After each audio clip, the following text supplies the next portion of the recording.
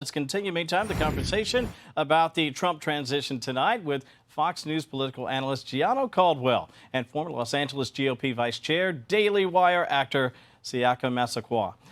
Listen, guys, this is an interesting story for a number of reasons, most notably because every day there's a new angle to this transition. But I want to begin this segment by talking about the president's budding relationship or friendship with Elon Musk, fellow billionaire, and someone who is obviously very supportive of the Trump 2024 campaign. Listen to this sound, and I'm going to get your reaction on the other side, Gianna.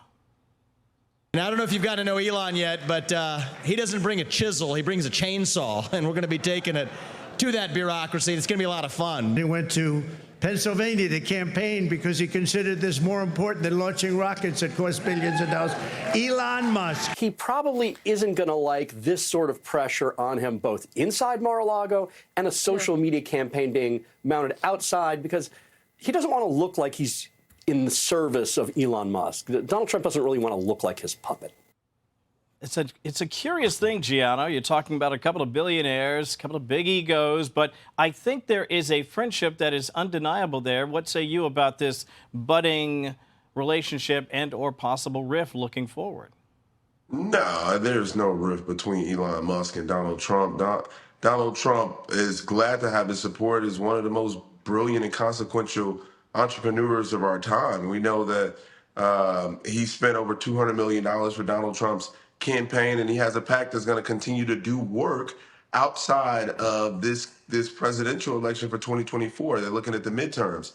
And then not only that, you got Doge, where he's going to actually offer services for free for the federal government and bring in brilliant people from across the country. This is a good thing. And the left is trying to divide as they normally do. Yeah, as they usually do, Siaka. You know what I like best about it? I think Gianno really hit the nail on the head when you talk about trying to shrink the size of the government, make it more efficient, more effective.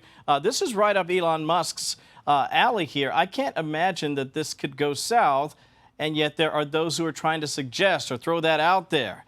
What say you? Well, you know, Trump being there today to be with Elon Musk is just an example of a forward-looking leader that we needed.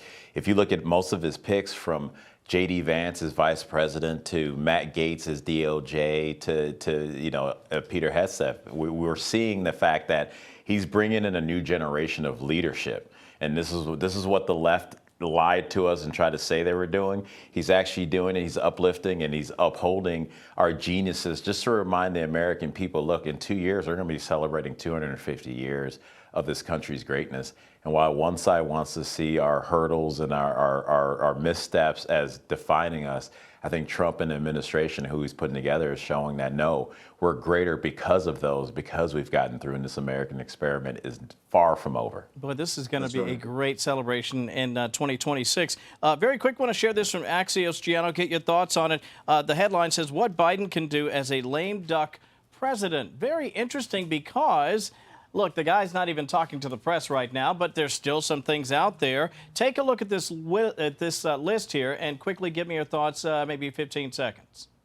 Yeah, this is a non-starter. Joe Biden needs to go back to the beaches, which is where he's been for a majority of his presidency. Let Donald Trump take over. Let's make America a country that we all believe is greater than it's ever been. You know what, Siaka, I look at U.S. aid for Ukraine. Obviously, that's the big one. Infrastructure, confirming judges, energy and climate projects. Pretty heady considering the brevity of time. You know, it looks like Biden and the Democrats, they got upset that they lost the game, and now they're going to flip the table so that all the pieces fall on the ground, and it's going to be up to Trump and his administration to clean it up. You know, I say they're not going to stop doing what they're going to do. And you saw that Secretary Blinken said that, hey, we're going to send as much money as possible up until January 20th. And so Elon and Vivek and Doge can't start quick enough. But, you know, like everything else, guys, let's just be patient and be ready to clean this thing up when we get in. I have a feeling there are a lot of people out there that will agree with you. It's the sooner the better, right? Gianno and Siaka, gentlemen, thank you so much. We appreciate your time. Hey, Sean Hannity here. Hey, click here to subscribe to Fox News YouTube page and catch our hottest interviews and most compelling analysis. You will not get it anywhere else.